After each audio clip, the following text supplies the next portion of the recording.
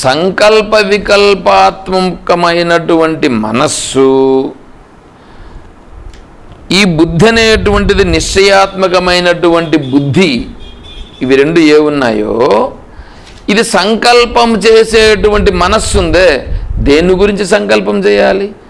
అసలు సంకల్పం అనేటువంటిది చేస్తే ఏమవుతుంది? అక్కడ సంకల్పం అనేటువంటిది చేస్తే అది తన యొక్క ప్రారబ్ధాన్ని అనుసరించి, కర్మను అనుసరించి సంకల్పం అనేది పుట్టిందా, లేకుంటే ప్రకృతి నుంచి సంకల్పం పుట్టిందా? రెండు ఉంటాయి.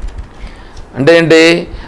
తనంతట తను జరుగుతున్నటువంటి విషయాలను అనుసరించి తను సంకల్పం చేశాడని అనుకోండి. తను సంకల్పం చేస్తే ఏమవుతుంది? అది తన సంకల్పాన్ని అనుసరించి జరుగుతుంది.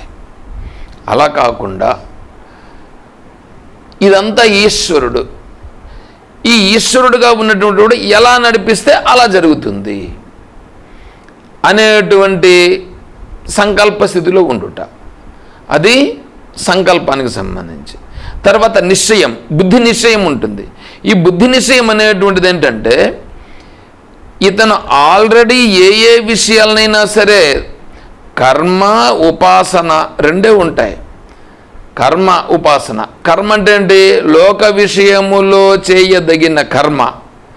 తర్వాత ఉపాసన. ఈ కర్మలో నేను ఎలా ఉండాలి, ఉపాసనలో ఎలా ఉండాలి, స్వరూప స్థితిలో ఎలా ఉండాలి, ఇది ఆల్రెడీ నిశ్చయమైనది. వాటన్నింటినీ అధిగమించే ఒక స్థితికి వచ్చాడు. అలా వచ్చినాడు కాబట్టే ఆ స్థితిలో ఉంటూ నిశ్చయాత్మకమైనటువంటి బుద్ధి కలిగి ఇప్పుడు ఇంక మళ్ళీ వెనుకకు అడుగు వేయుట. ఒకసారి ముందుకు అడుగు వేసినటువంటి వాడు మళ్ళీ వెనుకకు అడుగు వేయుట అనేది లేకుండా నిశ్చయాత్మకమైనటువంటి బుద్ధి కలిగినటువంటి వాడు ఇలా ఉంటూ మయి ఏవ అర్పితే, అవి రెండు కూడా ఇప్పుడు ఎట్లా ఉంటాడు? అవి మయి ఏవ అర్పతానంటే, మయి ఏవ అర్పితేనంటే శ్రీకృష్ణుని యందు అర్పించడానికి కాదు ఇక్కడ అర్థం. మయి అనంటే ఈశ్వరుడునైన నాయందు, ఈశ్వరుడునైన నాయందు ఈ సంకల్పములు, ఈ యొక్క బుద్ధి, ఇవి రెండు నిశ్చయమైనటువంటి వాడు. ఈశ్వరుడు అంటే ఎవరు? ఈశ్వరుడన్నా ఆత్మస్వరూపమన్నా దైవమన్నా ఒకటే. అందులో నిశ్చయమైనటువంటి వాడు. ఆ సంకల్పములు ఏమన్నా ఉంటే అది కూడా ఈశ్వర సంకల్పంగా జరుగుతూ పోతూ ఉన్నటువంటి వాడు. అలా ఉన్నటువంటి వాడు ఎవడైతే ఉన్నాడో సన్యాసినః, సన్యాసినః, అతను మరి ఎట్లా ఉన్నాడు ఇప్పుడు? సన్యాసి. అర్థమవుతుందా?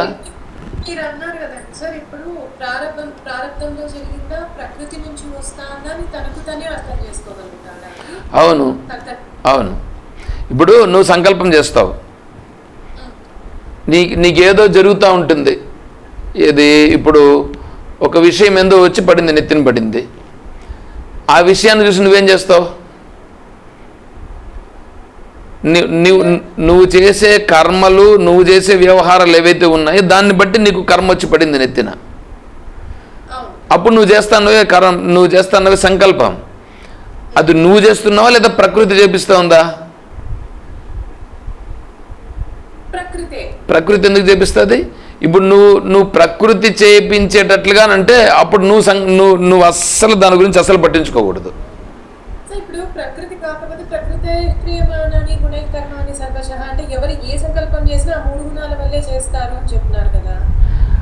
మూడు గుణాల వల్ల చేసినా నువ్వు ఎదురుగా జరుగుతున్నటువంటి కర్మకు వికారమై చేసావా, వికారం కాకుండా చేసావా?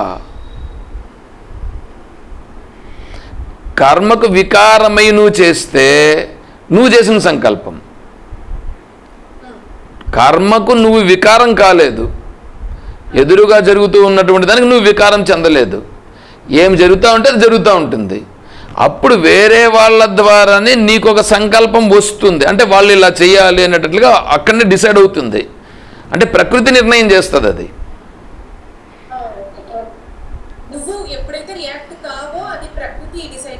అవును, అది నీకు నువ్వు చేసినటువంటిది అయింది. ఇన్సిడెంట్ జరిగింది అనుకోండి, ఒక బిజినెస్ లో లాభమో నష్టమో, నువ్వు చేసిన క్రియ వల్ల నువ్వు తెలివిగా ఆలోచించినావు, నువ్వు వేసిన ప్రతి స్టెప్ కరెక్ట్ అయింది, సక్సెస్ అయింది అని అన్నాం అనుకోండి. కానీ అది కూడా మనకి ప్రారంభంలో ఉంటే జరిగిందా, అది సహజంగా నీకు నువ్వుగా చేసినదని అక్కడ అది ఎవడు అసలు బిజినెస్ చేస్తానేటప్పుడు వాడు ఎలా బిజినెస్ చేస్తాడు? వాడు కర్మయోగం కింద చేస్తున్నాడా? మీరు మాట్లాడుతూ ఉండే మాట కర్మయోగం కిందకే రాదు. వాడు కర్మ చేస్తూ ఉండేవాడు, కర్మయోగం చేస్తూ ఉండేవాడు ఏమవుతుంది?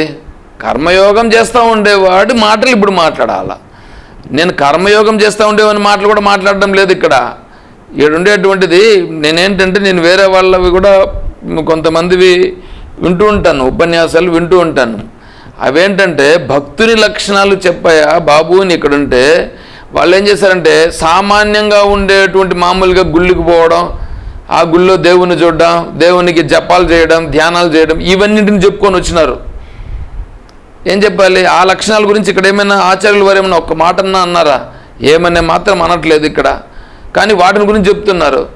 ఇప్పుడు ఇది 11వ అధ్యాయము దాటిన తర్వాత 12వ అధ్యాయం వచ్చి అందులో అక్షర స్వరూపాన్ని ఉపాసన చేసేటువంటి అతని యొక్క లక్షణాలను ఇక్కడ చెప్తున్నాడు భగవంతుడు. మరి అతను కదా నా భక్తుడు అన్నాడు. అంతేకాకుండా భక్తులు 4 రకాలైనప్పటికీ ఆర్థో జిజ్ఞాసుర అర్థార్థి జ్ఞాని చ భరతర్షభ అని అన్నప్పుడు, జ్ఞానియే నేనే జ్ఞాని అన్నాడు. జ్ఞానభక్తే గొప్పది అని చెప్పేశాడు.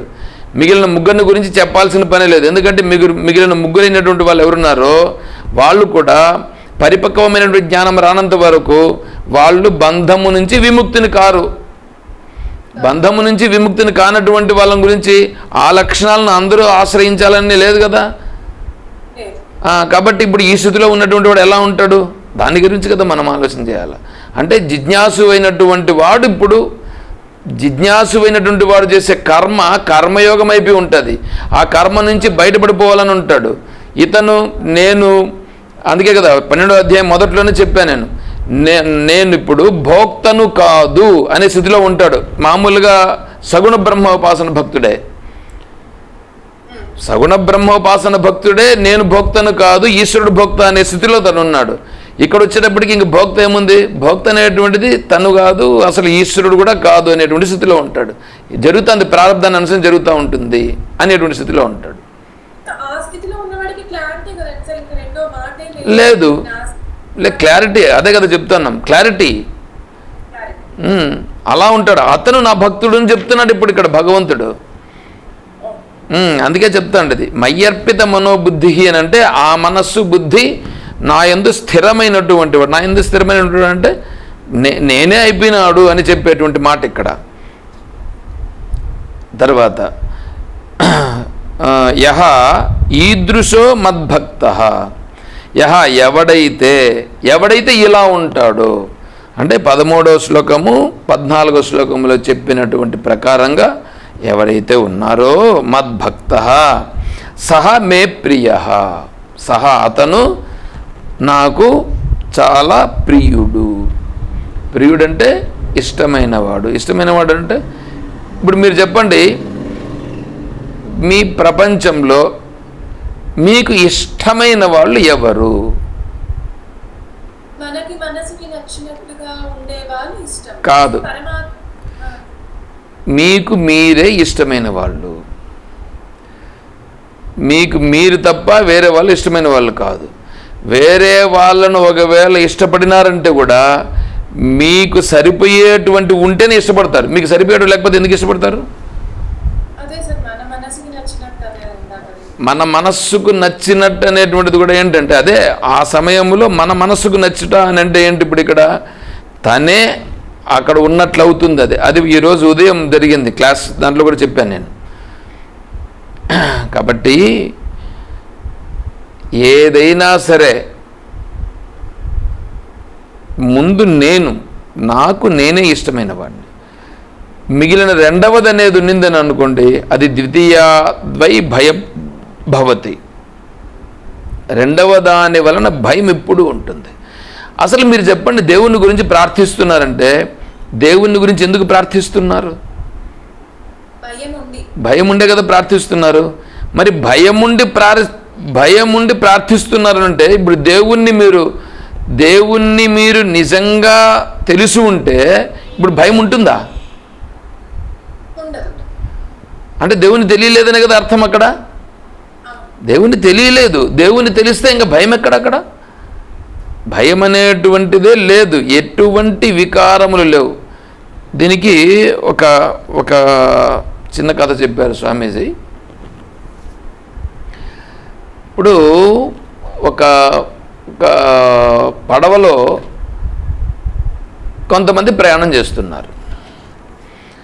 ఆ పడవ కొద్ది దూరం వెళ్ళిన తర్వాత ఏమైందంటే సడన్గా దీన్ని ఏమంటారు, ఈ సైక్లోన్ ఎఫెక్ట్ ఏదో వచ్చింది. అందువల్ల పడవ కదులుతూ ఉంది, ఇటు అటు కదులుతూ ఉంది. దానికి సంబంధించి ఆ ముందరున్నటువంటి ఆ పడవను నడిపేటువంటి వాళ్ళు ఎవరైతే ఉన్నారో వాళ్ళందరూ దానిని ఎలా సరిచేయాలని చెప్పి వాళ్ళు చూస్తూ చాలా జాగ్రత్తగా చేసుకుని పోతున్నారు. ఇందులో ఉన్నటువంటి పడవలో ప్రయాణం చేస్తున్నటువంటి వాళ్ళందరూ కూడా చాలా భయపడుతున్నారు. హే పరమాత్మ, నన్ను కాపాడు, కాపాడు, మమ్మల్ని అందరినీ కాపాడు, ఇట్లా అనేసి వాళ్ళందరూ ప్రార్థిస్తున్నారు. ఒక అతను మాత్రము చాలా నిబ్బరంగా గమ్మున కూర్చొని ఉన్నాడు. అతని భార్య పక్కలో ఉన్నది. భార్య పక్కలో ఉండి ఆ భార్య అంటున్నది, కాదు, అందరూ ఇట్లా భయపడుతూ వీళ్ళందరూ ప్రార్థనలు చేస్తున్నారు, రకరకాల ఆలోచనలు చేస్తున్నారు, నువ్వు ఏమి కానీ ఆలోచన చేయకుండా ఏమీ చేయకుండా నువ్వు ఇలా గమనం కూర్చుంటే నిన్ను చూసే వాళ్ళ కోసమన్నా నువ్వేమన్నా చేయాలన్నా వద్దా అని చెప్పి ఆవిడ మాట్లాడుతూ ఉంది. గమనం ఉన్నాడు ఈయన. మళ్ళా రెండోసారి కూడా మళ్ళీ ఎత్తి పొడిసింది ఈవిడ. సరే అని చెప్పి ఇప్పుడు ఈయన ఏం చేశాడంటే, ఈయన జోబిలో ఒక గన్ ఉన్నది. గన్ తీసి ఆమె చూస్తూ ఉండేట్లుగా గన్ తీసి దానికి బుల్లెట్స్ లోడ్ చేశాడు. బుల్లెట్స్ లోడ్ చేసి ఆ ఈ గన్ తీసుకొచ్చి ఈ భార్య తలపైన పెట్టాడు. భార్య తల మీద పెడితే చూసింది ఆవిడ, ఏంది నీ పిచ్చి చేష్టలంతా ఏంది ఇది అని అడిగింది. అంటే ఇప్పుడు భార్యకి ఏమని తెలుసు, ఈ భార్యను ఇతను ప్రేమిస్తాడు కాబట్టి ఇతను చంపుతాడా? గన్ అయితే పెట్టాడు కానీ చంపుతాడా? చంపడా? అసలు చంపాల్సిన రీజన్ ఏముంది? సరే నువ్వు చేసే పనులంతా చాలు కానీ తీసి గన్ను ఎత్తిపెట్టు లోపల అన్నింది ఆవిడ. ఆవిడిప్పుడు ఎంత ఎంత ఎంత కాన్ఫిడెన్స్గా చెప్పింది ఇప్పుడు. ఎందుకు? ఈయన నా భర్త, నన్ను చంపడు, ఈయన ఇప్పుడు యాక్ట్ చేస్తున్నాడు అనేటువంటిది ఆవిడకి కాన్ఫిడెన్స్ ఉందా లేదా?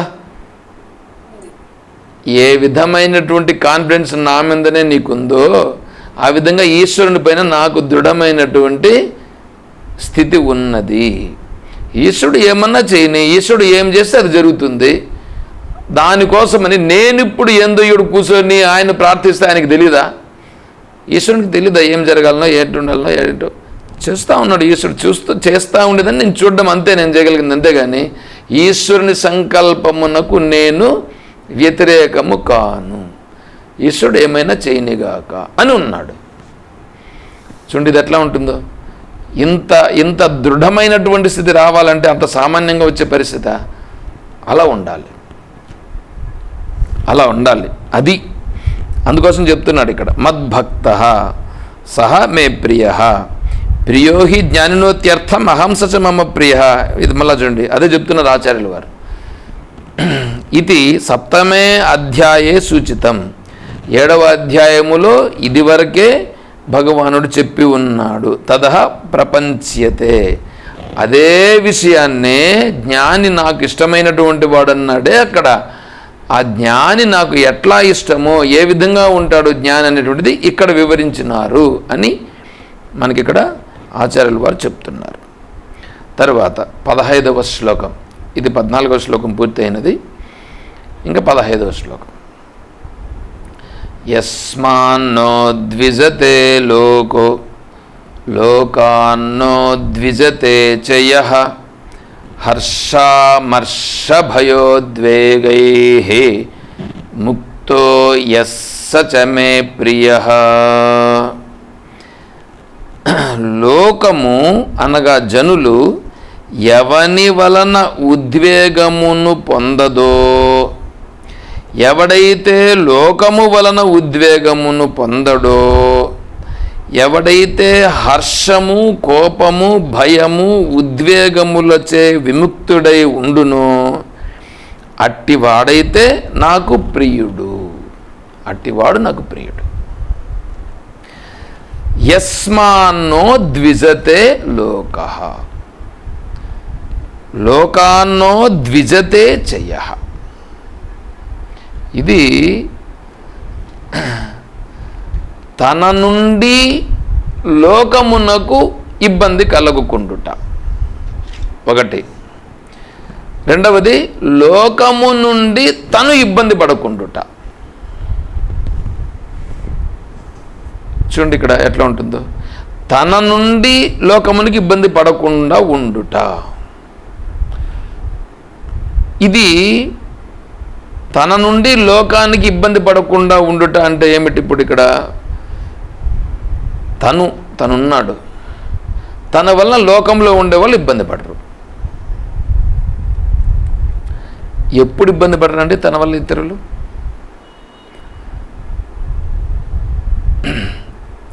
ఏ విధంగా పట్ల ద్వేష భావన కానీ అట్లా ఏమీ లేనప్పుడు వేరే వాళ్ళకి ఇంకా హాని ఏమి ఉండదు. అంటే ఇంకొకటి కూడా పట్టించుకున్నప్పుడు సార్ కాదు, ఎదుటి వాడిని తన వల్ల చూడగలిగినప్పుడు కూడా ఏమి ఇంకా అసలు ఏమి ఉండదు సార్.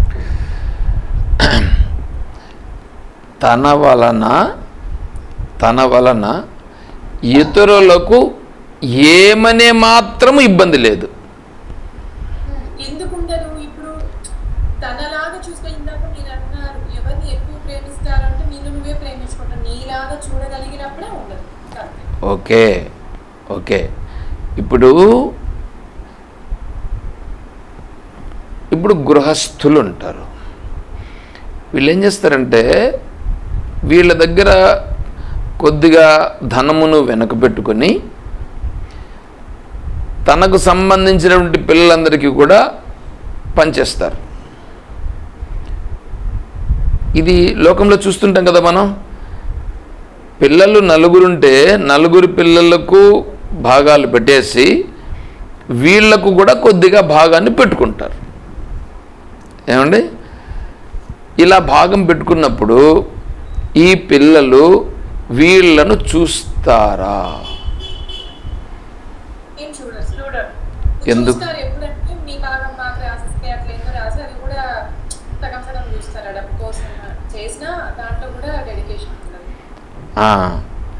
ఇప్పుడు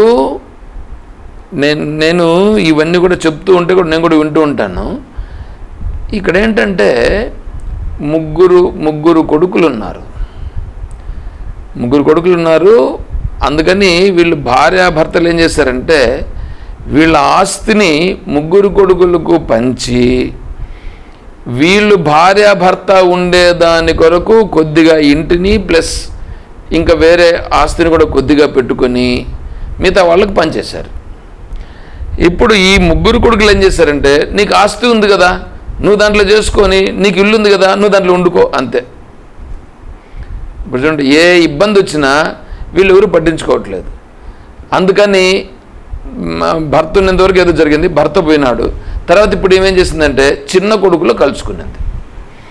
చిన్న కొడుకులో కలుసుకొని ఉంటే చిన్న కొడుకుతో కలిసి ఉంది, కానీ ఆ చిన్న కోడలు సక్రంగా మాట్లాడదు. ఎందుకు? ఈమె అప్పుడప్పుడు రెండో కోడలతో మాట్లాడుతూ ఉంటుంది. ఆ రెండో కోడలతో మాట్లాడిన దానికి ఈమె రెండో కోడలకు కూడా ఏదో సహాయం చేస్తుంటుందనో ఇంకా ఏంటంటూ ఉంటాయో అవన్నీ నాకు తెలియదు. అవన్నీ అంటే ఇక్కడ ఈ పార్షియాలిటీ స్టూడెంట్ ఎట్లా వస్తున్నాయో, ఎందుకు? ఈమెకు సంబంధించిందంతా వాళ్ళకే ఉన్నా అన్నీ జరుగుతూ ఉన్నా ఈమెను పట్టించుకునే వాళ్ళు లేదు. ఇప్పుడు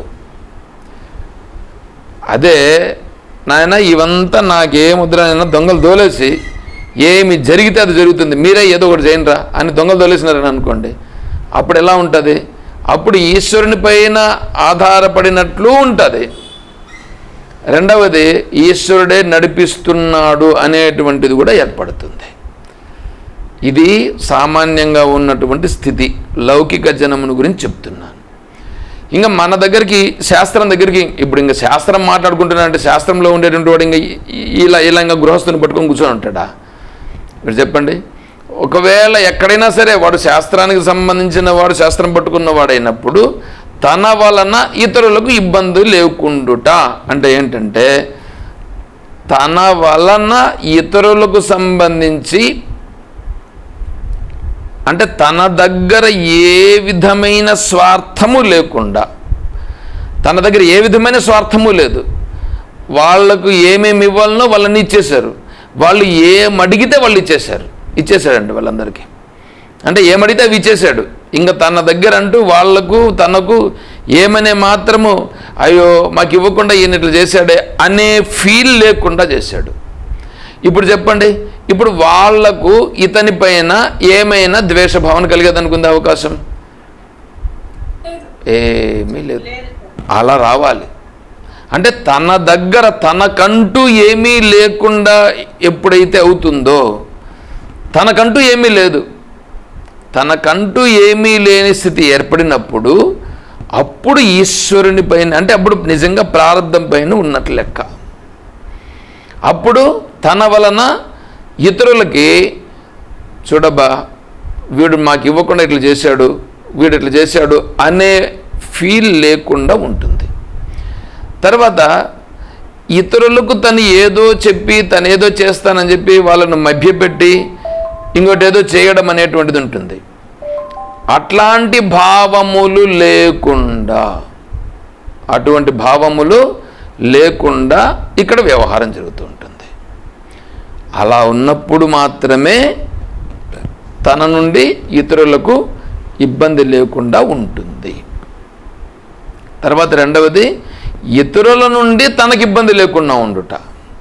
చూడండి ఇది ఎట్లా ఉంటుందో. ఇతరులు ఏమైనా చేయనిగాక తను ఇబ్బంది పడకుండా ఉండుట. అది ఎట్లాగా? ఇతరులు ఎన్నెన్నో వాళ్ళ ఇష్టం వచ్చినట్లు వాళ్ళంతా చేస్తుంటారు. వాళ్ళ ఇష్టం వచ్చినట్లు చేస్తూ ఉన్నా తను ఇబ్బంది పడకుండా ఉండటంటే రెండు విధానాలు. ఒకటి, ఈశ్వరుడు నడిపిస్తున్నాడు అనేది ఒకటిన రావాలి, తన ప్రారంధం చేసి జరుగుతున్నది అనేది రెండోది రావాలి. ఇవి రెండు తప్ప ఇంక వేరే ఏమీ లేదు. ఈశ్వరుడు ఎందుకు నడిపిస్తాడంటే అట్లాగా? ఈశ్వరుడు ఏం నడిపించాడు? జరుగుతూ ఉందంటే దానికి కారణం నా ప్రారంధం నుంచి జరుగుతున్నది. నా ప్రారంధంలో ఉన్నదే జరుగుతున్నది కాబట్టి వాళ్ళని నేను ఎందుకు బాధ పెట్టాలి? వాళ్ళ నుంచి నేను ఎందుకు బాధపడాలి? వాళ్ళు నన్ను ఇబ్బంది పెట్టుట లేదు, వాళ్ళు నన్ను ఇబ్బంది పెట్టలా, నా ప్రారంధం నన్ను ఇబ్బంది పెట్టుచున్నది. ఏమంటే అర్థమైందా? సరే, దీని గురించి మళ్ళా రేపు వివరంగా చెప్పుకుందాం. ఒకటి, ఇంకొక విషయం నేను చెప్పాలి ప్రార్థన అయిపోయిన తర్వాత. సార్ ఇక్కడ ఈ డిస్కషన్ మీరు చెప్పింది అది అర్థమైంది. ఇప్పుడు చూడండి, నీ ప్రారంధంలో ఉండడం వల్ల వేరే వాడు నేను ఇబ్బంది పెడతాడు, మరి అప్పుడు వాడికి పాపం వస్తుందా రాదా? నీ ప్రారంధం ప్రకారం జరిగింది కాబట్టి అతను పాపం చేశాడని మనం కౌంటర్, లేకపోతే అదేం లేదనా? జనరల్గా అతని గురించి మనకొద్దు, మన గురించే మనం మాట్లాడుకోవాలా. అతని గురించి మాట్లాడారని అనుకోండి, అతను కూడా వివేక జ్ఞానం ఉంటే అతని వివేక జ్ఞానం ఉంటే ఇబ్బంది పెట్టడు. వివేక జ్ఞానము లేదు కాబట్టి అతను చేసిన దాని కర్మ అతను అనుభవిస్తాడు, తప్పదు. అది కంపల్సరీ చేసిన దానికి ఫలితాన్ని అనుభవించి తీరాల్సిందే. అది ప్రార్థన అయిన తర్వాత ఒక విషయం చెప్పాలి, చెప్తాను. ఓం తత్సత్. ఓం అసతో మా సద్గమయ. ఓం తమసో మా జ్యోతిర్గమయ. ఓం మృత్యోర్మా అమృతం గమయ. ఓం శాంతి శాంతి శాంతి. హరి ఓం తత్సత్. ఓం సర్వం శ్రీ సద్గురు చరణారవిందార్పణమస్తు. ఓం జయ బోలో శ్రీకృష్ణ పరమాత్మకి, జయ బోలో గీతా మాతా की, జయ బోలో భక్త మండలి की. హర నమః పార్వతీ పతయే.